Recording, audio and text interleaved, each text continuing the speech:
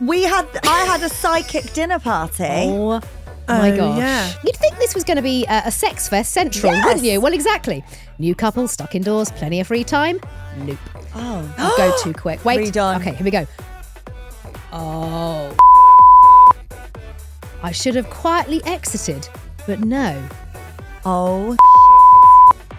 Be warned, it's LuAnna, and this podcast contains honest, upfront opinions, rants, bants, and general explicit content.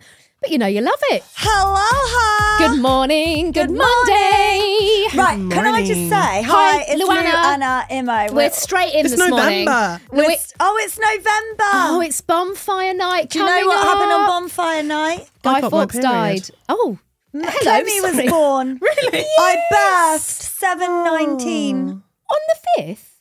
Yeah, she's born on the 5th of November. I thought she was the 3rd. No, I was in hospital on the 3rd. Oh, I didn't know she was with actually. the longest ever late. Yeah, she's the 5th of November. And also happy birthday as well to my brother's girlfriend Claire. She's also 5th of November, baby. See? I didn't But this know isn't the 5th of that. November. Today is the 3rd. It is the 3rd, yeah. But Bonfire night is coming. Can I also just... And she's scared of fireworks. Oh, bless her. Emma, you started your period on Bonfire I night. did, yeah. I'm also moisturising, sorry. Emma's just Got a doing dry her face. makeup now. Got a dry face. Yeah, I started my period on Bonfire night. Wow, I don't remember. Can I I only remember that because it was Bonfire Yeah. night, by the way. How old were you? 13? I was 14. I started I was the in week, Brighton. week before. I remember when I started my period. I always remember the toilet in my parents' house. It was a week before my 14th birthday. And I remember seeing the joy and being so excited because everybody else has started. Excited? Yeah, because you know what it's like. Like everybody else has started their periods. Do you know what and I was trying to feeling remember all, the like, other day? childish. And this is like unlike anyone else's thing. Go on. I was trying to remember who I lost my virginity to. Oh my God. Every hole's a goal. Yeah. Jesus. Because I actually can't remember. Don't you remember your first time? Not really, no. I can't remember if it was like with 3 different people. God, this is hilarious. Because I sort of Talk like, us through this, Lou. well, Was I it a few don't people? remember if it was like when I was on holiday with my mates, Hmm. and I know that my friend, what I can't remember is if my friend did it and lost her virginity that night, or if it was All me. the stories have like melded They've in sort your of mind. turned into a. I can't remember. And then I was like, oh no, maybe it was my brother's best friend. But I can't remember if I fully did it with him or just tried to Fair. do it with him. Do you know what, Feck? And then I definitely had like a proper boyfriend at 15 but I'm sure I'd done it before then. And I actually was thinking, well, I can't remember who the fuck it was. And everybody else seems to remember their first time and I don't. In fairness, so I do remember I had a boyfriend who I'd lost my virginity to, but I also was a bit confused that I thought the first time I lost my virginity to him, I didn't, because I think we just sort of Dip it in, tried. dip it Well, I don't out. think it really even did that. I think it was like we kind of Put your gyrated a left little arm in, bit. your left arm out. And it was in a tent in my parents' sexy. orchard. And I think Brilliant. I sort of thought I had, and then I remember all my mates being like, "So have you done it? Have you And done then it?" at the time and you're I'm a bit like, like, yeah, I've done it. And then I honestly, I did do can't it, remember. and then like I did a few weeks later. Then I really, really did it because it Yeah. was really painful. Then I was like, oh no, that really was is it. doing it. Yeah. Boom. Anyway, yeah. So random chat. Also, we didn't talk about this the other week because we just talked. I had a psychic dinner party. Oh my gosh. Yes. And we didn't recap on the pod last week. This was such an was epic gold. night. It was such an epic night. And like, as always with Lou, there's always an eclectic mix of her friends. And who are all lovely. Like, I've never met one of your friends who I haven't liked. They are all really nice people. No, but the best thing was me doing the table plan. So some of Lou's friends are a bit like Lou, but think Lou and even more right. No, for instance, my horse trainer, this is one of the reasons why I actually didn't invite Imo. And you've gone really posh now because this is how she sounds. So my horse trainer, Nikki, is lovely, but she's in her late 50s, very silver spoon. Literally was raised with a silver spoon in her mouth. She's very well. in She's a from straight country- from Downton Abbey straight and out from the of Downton. 1920s in probably all of her views and opinions. So she can say the odd thing, which But it's a I bit- clearly find hilarious, but Imo wouldn't, for instance. Right. I don't think she said anything actually that would have when gone. I was doing the table plan. Now, I love Nikki. I mean, great. she's just she's just a little diamond. I love her to bits. She's very nice. And her and my mum really get on as well. And anyway, but I said to Anna, I'm doing the table plan. And one of my friends couldn't come last minute. So I thought I'll invite my friend Amanda. Yeah. And I thought, well, I'll invite David from the pub because he's quite into it. He is a boy and it was meant to be a girls' night. It's all right, it's one of the girls. And I said to him, you've got to be one of the girls, but I'll invite you if you want because he loves psychics and all that we love stuff. Dave. And I said to Anna, well, I can't really sit him too near Nikki. No, that might because go wrong. she might say something offensive. She was doing table plan politics, and then she's like, and which is always a sensible thing. Place me far away from Lou because we see each other all the time. Lots of her friends she doesn't see that. I'd actually seen you that morning. That morning we spent all day together. So I said no. Use me as kind of like your number two to like hold court with a section of people that need entertaining. My lady in waiting. Yeah, it is a little bit like that. It was actually because when I turned up, Lou was still getting dressed. So I stepped in to help host. Karen to host. So I was getting drinks and stuff. It was for people. actually really good. I like having friends like that. Yeah, because otherwise it's stressful. I was like, I'll do the orders. Karen and Lisa, you can help me bring the drinks in. Like, I wanted to put a nice impression. Only 10 of us. Well, yeah, but lots of different drinks orders, and we don't just slap it in a glass, Lou. No. It's all done properly, like a proper cocktail. But yeah, the table plan politics, and then you had obviously Carrie, Kaz Jazz. Kaz Jazz was here. Dr. Leah, Lucy Cave, your friend Laura. So lots of friends that sometimes you don't see that often. So they all kind of sat near you. I then took the more spicy ones to like make sure that they were okay over there as well. And I think it worked out quite well. It was brilliant. So the psychic came. Now I had a psychic dinner party back in 2018. In October 2018, we had just started LuAnna in September of 2018. And we had the same lady and we all thought like, oh, she was amazing back then, wasn't she? Like she basically told us that we were going to do LuAnna, we're going to go into business with a friend and it's going to be really successful. We're going to perform and make people laugh. And I was a bit like, well, what? Like, because we'd literally done like 4 episodes and not been paid. We didn't know where it was going. And actually, not just that, but a lot of her other predictions for Friends had come true. So we booked her again. And well, who went in first? It was, it started Lucy with... went in first because she said she got so pissed last time. She couldn't remember what she Cave said. of Bauer Media CEO and of Lorraine off the telly gets so pissed. She doesn't remember it. She always gets so pissed. Yeah, so we have to send her in first. She came out like, oh my God. It was unbelievable. Well, so was mine. Because she'd said to her, like, your daughter's name begins with P, Piper's her daughter. She said she's really into performing arts. She said just like all this stuff that was bang on the mark. So that was like a massive tip. Then Gail went in. Now, Gail, my crazy creative friend, Gail, she makes crochet. Hats. She does... taught me to crochet. She makes all her own outfits. Now, sadly, when Gail was a lot younger, she lost both of her parents and her brother. So she basically, for the majority of her life, since her late 20s, has been an orphan. Wow. The whole fucking family came through. She came out with her palm. All on, because then you had to go in. I legged it in because then Gail came out crying. Because she's always been a bit wary of things like that because of her family history. And she had all this writing on her hand. Who's this letter? Who's that? Well, and it was all the initials of her family. Damn. She got everything right. And Gail was like, I can't believe it. She's just so accurate. It's been so nice to hear from my mum. And I was like, oh God, I actually wanted to go in next, but couldn't because I was comforting Gail. Can I just say, I felt so bad for you because Lou and I was like, right, shotgun, I'm going after Gail. And then Lou was like, I want to go. And then I went, oh, actually, it is your party. You should technically go in next. I was like, yeah, so you go in, Lou. Then Lou starts comforting Gail. Then you wave me in. And I went, just get in. So, because we were on the clock. It was 20 minutes each. 20 minutes each because there was 10 of us to do. Well, I went in and, all I'm going to say is, everything so far that the psychic has said is pretty much come true. Keys some of it I'll just have to be a bit careful because I don't want to out drop people. But basically, I went in, started off, and the same thing. She basically. Now, of course, if you're a cynic, she might know who I am. But whatever, regardless of all of that, I don't talk about my children. And there really is no way you could find out anything she said about my family and my children. There really is no way. There's stuff you wouldn't even know. Just the intricacies of my kids, how she described them. Straight away, she was like, right, married to Alex. Like she just knew loads of stuff like that. She described my children just so amazingly, and some of the quirks around my kids, like just the way she described it was like, wow, damn. Then she was going, two keys. What's these 2 sets of keys? Well, obviously, guys, I'm in Reno, in 2 houses. houses at the moment in the Reno. Then she started going on, I'll just be a bit careful how I describe this, but basically she kept going on about a name beginning with a certain letter and about being untrustworthy and that you need to watch them. And I was a bit like, a bit strange. Okay, fine. So that was one of the things. And then loads of other bits and pieces she said.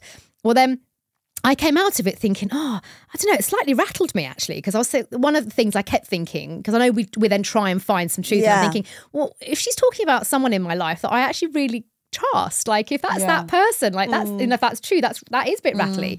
Well, anyway, it only went and fast forwarded to 2 days later, and then basically I had a situation with something in my life outside of work where basically somebody with that letter was untrustworthy, basically proved themselves to be really untrustworthy, and I was like, fuck. So I'm messaging the sidekick group, we're on a WhatsApp group, going, it fucking came true, like that. Then Bex is face. I know, and Bex then is sitting there with her mouth wide open.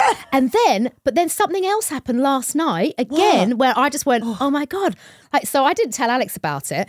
Well, I told him a few bits and pieces, but so we were sitting on the sofa and like we were just talking about just random shit, and then a friend messaged me saying, essentially just needing a bit of a quote unquote, I need a bit of an Anna chat. There's something going on in their life, need a bit of an Anna chat.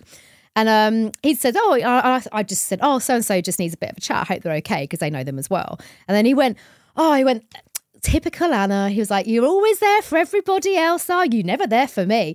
Well, that was literally word for word. What the psychic had said. Word for word. When she was talking about her marriage, she was like, she goes, he'll come out with this quip, and I was like, no. And he was saying it kind of like a bit jokingly to me, but obviously many a true word. Only because I had to shut him down earlier in the day because he was going on and on about something. I was like, enough now, shush now. So he was like, so it was in response to, there you go, you're there for your friend. Therapist wife bullshit now, Alex. Exactly. Get on with it. Enough now, babe. Just get on with it. Hey, what I actually did, I went, babe, just got to suck it up, move on. And then he went, that's it. You're there for your friends. You're never here for me. And it was word for, and I stopped and I looked at him and I went, that's what that's psychic. And I went, she bloody said that. And he went, what? He went, what else? And I went, you don't want to know what she said, mate. Then I went in and everything that she said was absolutely spot on. Like everything.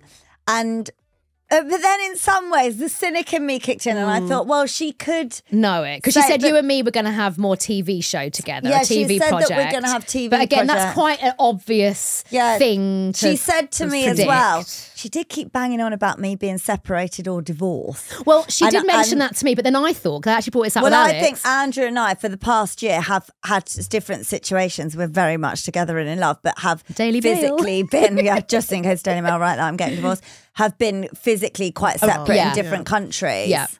And I think as well, there's an element of, look, 1 in 2 get divorced. So it's a good hedging of bets on someone's relationship. Yeah. So, and then she said, like, about Indy, which she wouldn't have known. She said she is going to go to America and you need to harbour her talent for playwriting and directing. And every year, Indy writes a play, does a script, casts her friends and performs it. Like, how would she know that? And then she said about horse riding, but I thought, well, you would know that about me, horse riding. And she said about Clemmy being really like amazing horse rider. Well, here's my theory. Dixie being very independent. Yes, Dixie being independent. And she did say a lot of true things. And actually, and this is it. As the weeks are going on, it's only been 4 days, but as it's going on, it's starting to kind of make me go, oh, hang on a minute. Yeah. But I think we've come to a theory that she probably got a little tired. Because the first 4 of us were all like, bingo, weren't we? Oh, spot After that. No, after me, my mum went. Oh, yeah, your mum came out my crying. Was she was crying. Spot on. Some shit about, like my mum was like, she was amazing. She just knew everything. So by this point, though, we're then all quite pissed and eat. Shout out the amazing food, the Farmhouse Essex, who are brilliant. The local Italian caterers. nosh was incredible. We had an Italian feast, but that pasta. It was. I liked the antipasti. Oh yeah, and we could have just lived on that and the pasta. So good. But anyway, so by this point though, we're then all quite pissed and we're eating, and then it's like it's very exciting doing a party like that because someone goes out, then they come in, and you're then like, it's oh, what did she spotlight, say? and we got And into everyone rhythm. does their debrief. So we were like, right, we got to rhythm of like, oh, everyone, shh, so and so is back in, right? Talk about it. Spotlight. So then, so she'd done 5, and then who was next? Well, was it Carrie? Can we talk about Carrie? Carrie reminded me. Yeah, then Carrie went so in. She'd already said as well. So we were like, it'd be interesting to know if the psychic picks up on who she is, because Carrie had said that when she, like years and years ago, when she was a kid or something, some family member that's a psychic said when she was a kid, you're going to marry the Prime Minister. Stop it. Did you not know that? Didn't know You that. were comforting Gail at this point. She said, she was like, Stop. she said, I'm really interested in what she said, because when I was 8 years old, No. sorry for listening to this, That's Carrie, mad. about 8 years old, a family psychic or someone has said, when she grows up, she will marry the Prime Minister. Isn't that crazy? And obviously she did. So then she went in. She was a bit of a cynic, wasn't she? Yeah. So was your friend Carrie Nikki. was scared because basically she said she's going to have more children. She's already got And she's 4. already had 4. And she's like, No "Fuck more." that, I'm done. So Carrie's like, I hope she's not right. And Yeah. then Nikki went in. And actually, a lot of what she said to Nikki was true. I know, Nikki didn't But believe Nikki was it. a bit like, no. No, it's all bollocks. No. And then David, bless him. Now, little David, he's so cute and he's probably the most into it, was a real gent, and he waited till last. I know. And we feel like she probably had peaked at that point. We think David got shortchanged. He was a bit rattled He was a when bit he came upset. out. Well, because she kept saying about his ex. Which is not a good thing. Which is not a good thing. So he was a bit rattled. So we felt bad for him. And Laura, I can't remember. I was so pissed at that point. I was so pissed. Leah? Went to Dr. Leah. I can't remember what Dr. happened to Dr. Leah either. Oh, we were arseholed at this point. The last 5, God bless them, who went in. Darlings, we were all fucked by them. Lou had, because she had posh mates round, she'd got a magnum of bolly. Well, obviously, like a fly on shit, I was straight into that. Thought, no Vimto for me today. I'm going in with a bolly, kids. So I was absolutely trolleyed, quite honestly. Yeah, it we was had a brilliant lot of night. drinks. It was a brilliant night. Thank you for a great night. It's such a fun dinner party to really do with a good. small group. If it was 6 people, Yes. but then I had 10. Oh, but it I was loved all my fun and it was friends. such a nice group. Yeah. So there you go. I'm going wedding dress shopping with Laura tomorrow. Yeah, she said that was it. Your nice friend. Also, just quick, I'm aware we've talked for a bit too long, so we'll crack on. Oh, yeah. Tomorrow, I'm having my neck cancer checked again. Oh, good. What are you having? A scan?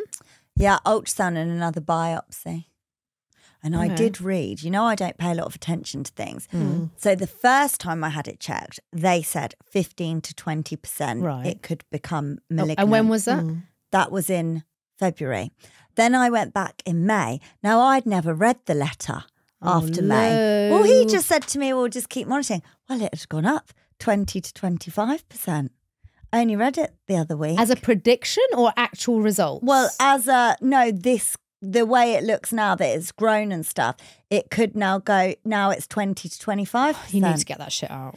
Well, then I asked the psychic about my health. She thought I was fine. Oh, well, So okay, I'll well, that's probably good. be fine. All props to her, the psychic.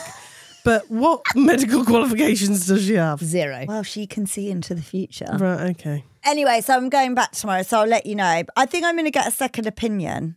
I think you should do that. You The can thing afford is, it. I know this sounds vanity. You don't but want your lip cut, do you? I don't want my throat cut because I'm going to be spending a lot of time in the sun over winter. So I'm basically going to be in Dubai. Well, it's not vanity. Well, it is vanity, but it's also a fair point. But equally, you'd rather still be here to have the sunshine in your nice house in Dubai than snuffed it. True. So what I'm thinking about, what about a diamond choker? Yeah, do that. Lovely. And last time you mentioned it, so many people message in with I know. their and like pictures of their necks, and you can see fuck all. There's Yeah. nothing there. Lou, just do it. But I have a very thin neck, and when you're a bit plumper, you can get away with it. Like the lines. Put a bit of timber on, and then didn't get that joke. I didn't hear it. Sorry, you My saying I'm jokes. fat? No, I'm just saying about the lines. Okay, well, Look at my necklines. problem is you're trying to joke about having cancer, whereas the rest of us are really quite concerned about you. Anyway, I'll know more. Okay, fine. I'm going to Let us get a know. second opinion. Get a second opinion.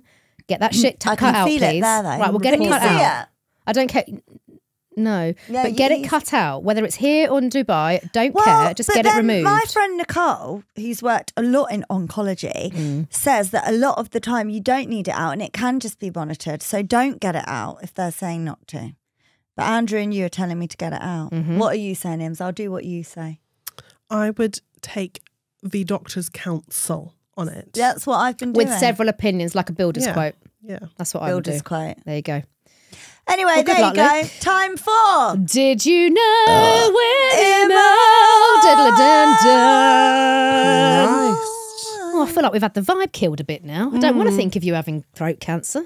Well, at the minute, I haven't. Yes, it All stands. things could change. Watch this space.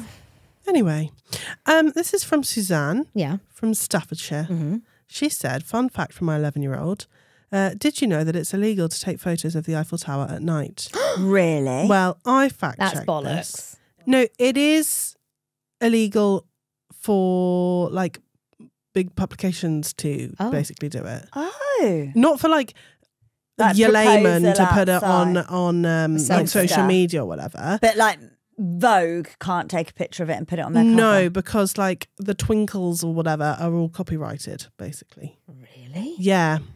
Oh, shit. Copyrighted at the fucking French. That's such a French thing. Oh, isn't she's on it? French this week, not Americans. Well, Something like the that. French. That's such a French thing can't to do. use you it cannot for- take a picture of my Eiffel Tower.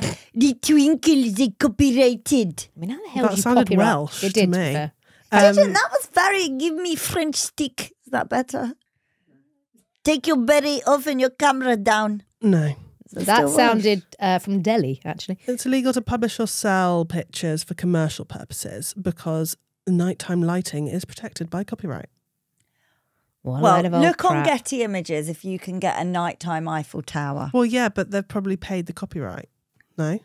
What? Yeah, exactly. You'd have a license for that. Yeah, exactamo. Well, I think it's a load of old nonsense, but I'm here for the fact. Thank you, Imogen. Oui, madame. Right, let's muff hunt into messages. First up, one from a non-so-chapel moan. Okay.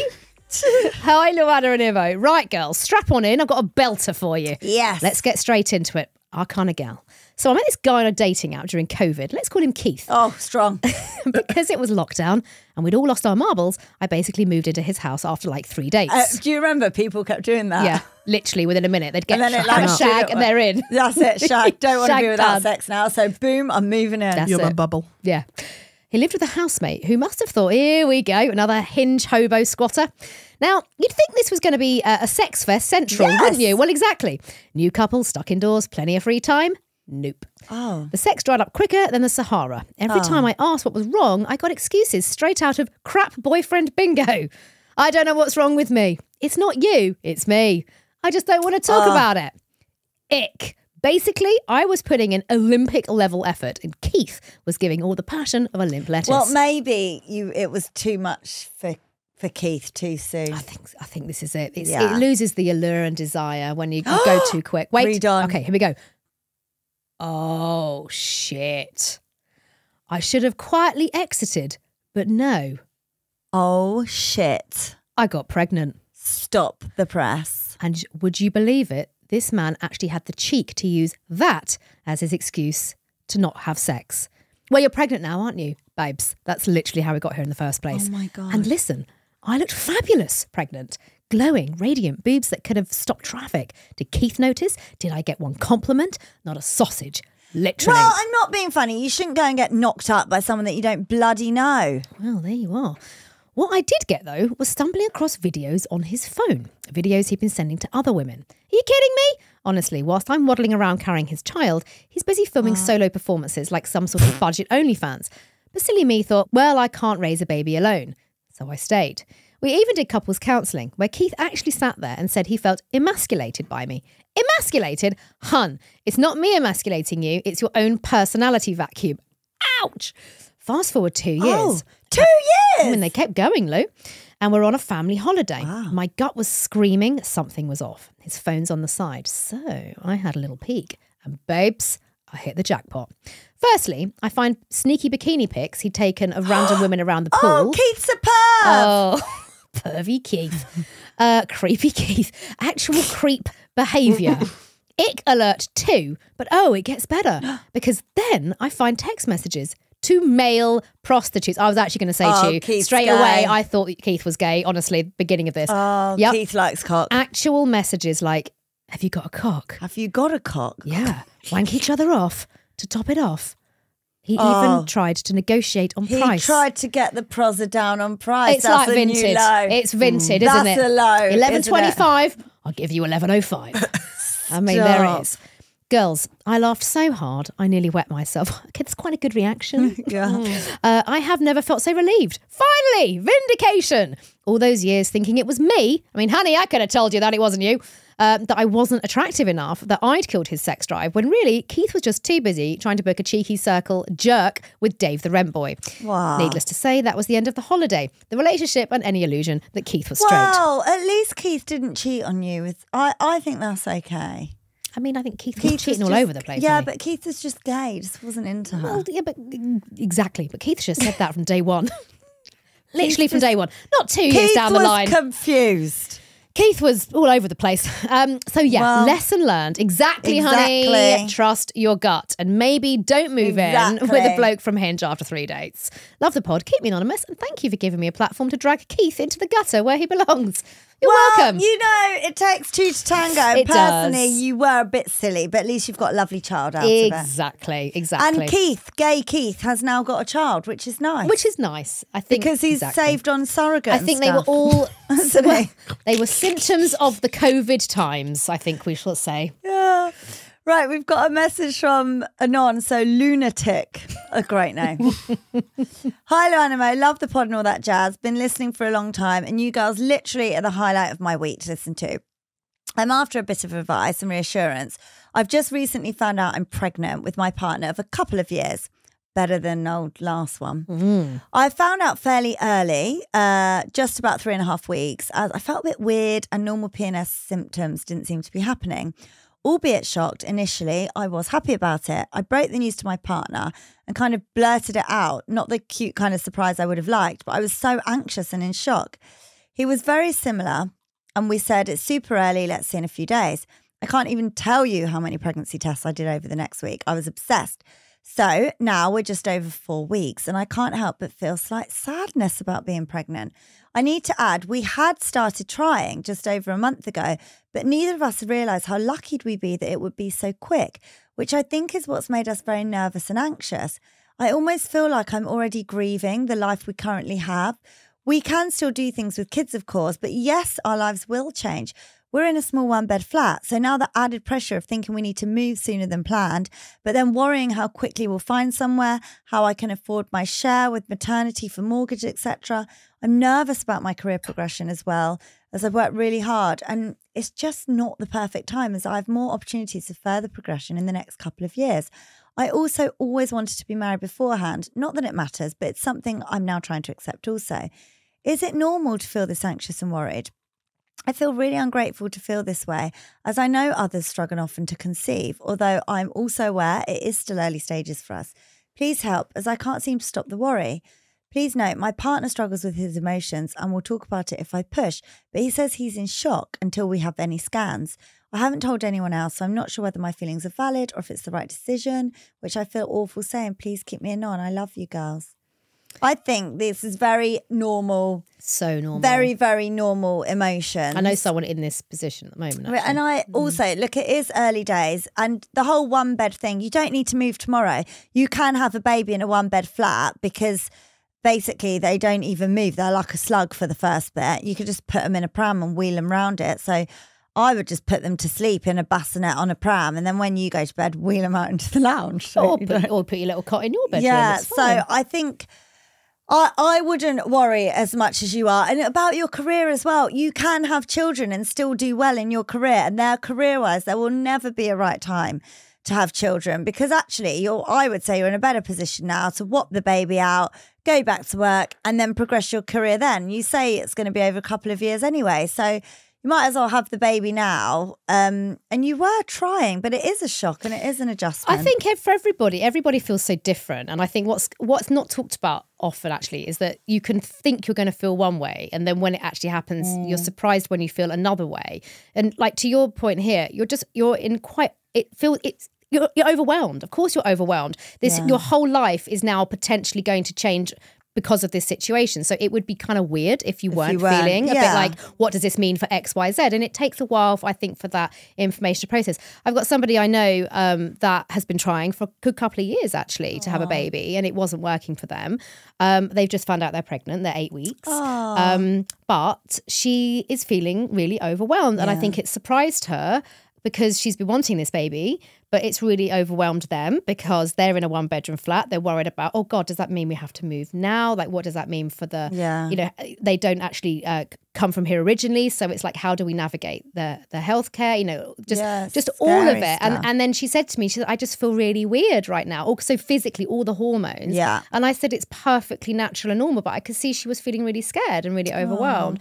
And I think, just take some time on this one. And like to Lou's point, I don't think that there's ever a right time. No. Definitely when I fell pregnant with both my kids who were wanted, I shit my pants. Like both times I fell pregnant. And I was like, what is it? How are we going to go? And it just kind of works out. That's all right, actually. I just went with the flow. Yeah, just went with it. For a highly strung person, I'm quite chilled about things. Yeah, like you that. were chilled. For me, it's all the what ifs, as you say. It is how are we going to afford this? Who's going to work? Who's not going to work? What does this mean for my career? Yeah. You know, it is financially how are we going to cope? Like it's a lot of big questions. I'd say just tackle each one baby steps. Yeah. Literally baby steps. Good luck and massive congratulations. Yeah, well done. We've got a message from Dan next. Hi, LuAnna, gay man Fanny in here. I love the pod and all that jizz. You girls remind me of my own girlfriends who enjoy nothing more than sending each other voice notes of our own farts. There's nothing that gives us greater pleasure, quite honestly. I wanted to share a story about my partner's mum that never fails to make me laugh. Give me the porn star name, Tom Wanks. That's a good one. Anyways, gutted she didn't think Look at her seething, Lou. Now, my partner used to be a dancer on a luxury cruise liner. Proper showbiz life on open seas. Sequins, smiles, fake tan, jazz hands at sunrise. And then COVID hit. There's a lot of people bringing up COVID. Yeah. And like so many performers, he had to pack up the glitter and come home. Fast forward to now, he's training to be a paramedic. Massive change from show tunes and spotlight bows to being called out for the nightly Nan downs. Nan down. Broken hip. Yes. Then when he was on the cruises, he could get his nearest and dearest on board practically for free. Now, I'm not at all bitter that I'll never get that experience, not even a little bit, promise. Anyway, the first time he could use that perk, he decided to take his dear old mum on her first ever holiday. And when I say first ever, I mean it. This woman had never travelled anywhere in her life. No airport, no hotel, not even Butlins. Oh my God. This was We're huge. so spoiled in life, aren't we? Like we go it. away all the time, and yet there are people that Never. Dead Nana never had a passport. Dead Nana never left the UK. stop. It's real. Yeah. Now, Dead I Nana. wonder if now that she's dead, she's just like going around the world. I hope so. Like her little ghost. My other Nan was She's like now the in opposite. Bali. Yeah. The other one was all, Dead Nana never left That's the UK. crazy. Yeah. She had to make her own way from Manchester down to Dover, where the ship was docked. Now, anyone who's ever been on a cruise knows those docks aren't like your local ferry terminal. They're basically airports on water, scanners, queues, passports, uniform staff, the lot. I've never been. I've never been on a cruise, but I believe it's like that. But somehow, this woman just strolled straight through every single checkpoint. No passport shown, no bag checks, no questions asked. It's a security risk, isn't it? Just a friendly wave and a morning love, and she was off. She made it all the way to the gangway, 1 foot away from actually boarding, before anyone even realised she wasn't meant to be there. So, of course, she's stopped. She's questioned, where's your passport, madam? And in pure Mancunian fashion, she just goes, it's all right, love, my son works on ship. They had to radio my partner mid-rehearsal to come and collect her. He was mortified. And when I say this shit was luxury, I mean luxury. Champagne fountains, marble floors. He liked to keep up the appearances, very Mrs. Bouquet on the open seas. And now his dear old Mancunian mum had shown him up before she'd even properly set foot on board. So he escorts her to her cabin and trying to laugh it off, but also dying inside. And after a little tour of all the buttons, mirrors and fancy towels, he says, right, mum, I've got to get back to rehearsals. Relax, enjoy yourself, and I'll see you later. Oh, mum. And that's where it all goes downhill. Oh, no. She's alone in this luxury cabin, her first ever holiday, posh surroundings, soft bed, and more technology than she's ever seen in her life. And what's the first thing she does? She has a shit. That's what you would do. She has a shit, actually. She's my spirit animal. She has a shit, obviously. She's been baking. She's been baking this one since Manchester. And now she can finally relax. Now, for those who don't know, cruise ship toilets are a bit like plain ones. You do your business, press the button, and whoosh, it's gone. Except hers didn't whoosh. It's just filled. Oh, no. Filled and filled. Oh, no. Before long, her freshly baked masterpiece was sitting proudly in the bowl, floating there like her own miniature cruise ship. You write beautifully, by the way. Panic sets in. She's not about to call anyone. She's already embarrassed her son once today, so she thinks fast. She spots the cardboard coffee cup she had earlier and does what any quick-thinking northern mum would do. She scoops it out. Fair enough. Now, she's standing in her cabin, holding a warm cup of regret, a crappuccino, wondering what on earth to do next. She remembers her son saying, if you have a fag, don't throw it overboard. You'll get fined or even kicked off the ship. So she can't chuck the poo overboard. Good. I think that's where we were going with that one, weren't we, I girls? would chuck yeah, it. I would I'd have done it. Sling just it. Cup. I'd just do the whole cup. Sling, yeah. Sorry for the fish, but But you know. it's got to go. The only logical thing to do is to find a public loo and get rid of it there. Off she goes, wandering through the endless corridors, coffee cup in hand, determined to find a toilet. God. She gets into the lift and, of course, it stops on every Oh, floor. no. Passengers just like this massive log in a cup. It just stinks. Oh, it must stink. Oh, hot poo. Oh, no. Passengers get in. Couples, families, crew members. Good morning. Lovely at sea. Oh, yes, beautiful. And there she is, smiling politely, clutching what looks like a nice hot latte, God. except it's 100% home brewed. Now, the lifts on these ships open straight into the atrium. You know the ones, glass lifts, marble floors, chandeliers, a string quartet playing something familiar but you'd never actually choose to listen to. And out she steps, straight into the middle of it all, surrounded by hundreds of new passengers boarding the cruise of a lifetime. She's darting her eyes left and right, desperate for a toilet, while she's still clutching the steaming Costa cup of shit. The more she panics, the more she looks like someone who really loves their coffee. Eventually, mercifully, she finds a public toilet and tips it away. The crisis is over. But the story lives forever. Because to this day, every time she offers me a coffee, I ask her where she got her beans from first. No need to keep me on. I'm Dan from Manchester. What a brilliant story. Beautifully told. Imagine just scuttling through the ship with a crappuccino. in her. And also, there is nothing better than a northern mum. Facts. good. Remember, if you want to get in touch, you can email us, LuAnna, At everythingluanna.com. You can also drop us a WhatsApp on 07745 266 947.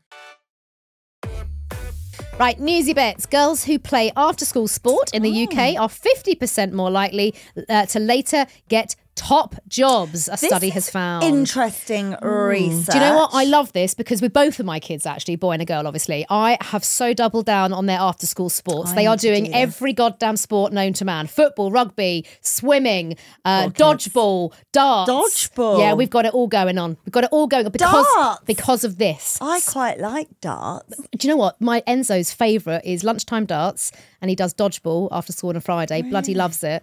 But yeah, does it all, mate. Yeah. So yeah, they're saying that this boost is equivalent to a uni degree, but girls are far less likely to play sport than boys, with 11 to 18-year-olds missing out on nearly 1.5 hours a week. Wow, so more girls have been excluded due to cost and lack of local access. Interesting. But 1 in 3 girls surveyed for the report said boys had access to a wider range of sports. I would agree with that, actually. This is very interesting. I would agree with that. I have found that with my L, having a boy and having a girl, I would definitely say it's far easier to access sports for boys than I have found it for Elle. Yeah, I mean, maybe her age. I mean, she is only 5 still, and she's just started doing dance. But yeah, I would say I can very relate to that. Interesting bit of research here.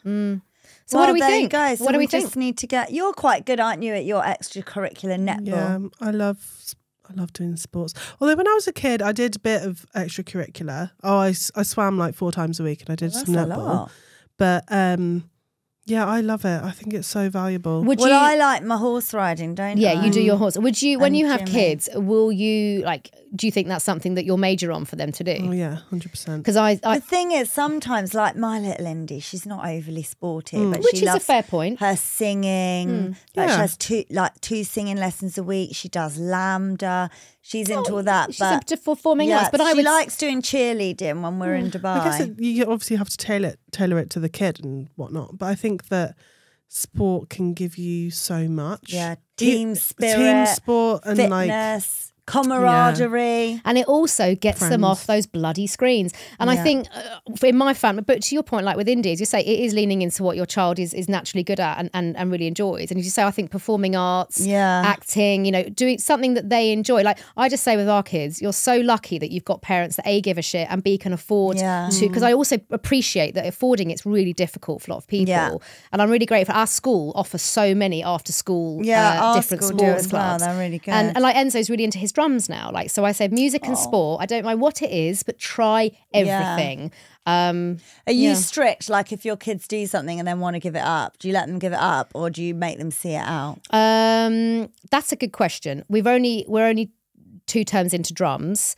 So, and he actually really loves it. I mean, we've had drums, piano, violin, the works. How often do you let them give up easy? Or do you know what? And this is something I'm going to stop doing. I think I do let them give up things too easily, my kids. And actually I'm going to start being a bit more on them a bit. And like Chloe, she was like, I don't want to do art, I want to do something else. And I'm like, well, you need to sit out till the end of the term. Well, I say to the kids, if I've paid, because I pay up front, you know, for their termly fees, and I say, we'll review it. But yeah, I make them stick to it to a point. But then I was also a kid that did lots of different things, and some of the things I fucking hated. And my mum was like, you're doing ballet. I'm not a ballet kid, girls. I think we can all figure that out. Also with like, especially instruments, at the time you can't see it because you're like, I don't want to practice, it's boring, blah, blah, blah, blah, blah. When you're older, you're like, I wish I would have kept up the saxophone. Like, cause imagine now being able to crack out a sax. Same guitar. I was actually quite good at guitar. Yeah, I was like grade 5 in the sax. That's quite hard. I couldn't play a sax really if you gave it to me. But you can pick it up again. Yeah, you can. Yeah, I can't be arsed. Let's do other shite. Anyway, interesting story there. Yeah. This is even more interesting. So there's a dude, right? He's 70 years old, Anna. He's Italian. Brilliant. He has pretended to be blind for over half a century, during which he has collected over 1 million euros. What, like, in disability? Bloody hell. Yeah. In case of a Vincenza man. Vincenza.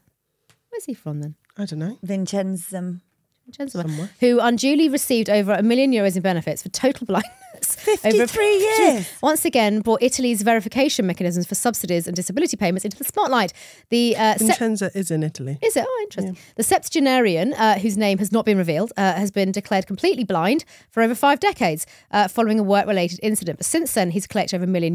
But when the finance police of the Vicenza Provincial Command conducted cross-checks, something caught their attention. So they followed it up and they video recorded him. MI5? Yes, and that's how they caught him performing gardening work with dangerous tools and carefully checking out produce at the market before buying it. Busted! Oh, he got absolutely busted. He was filmed effortlessly moving through the city, doing his shopping, inspecting products and paying cash without any assistance.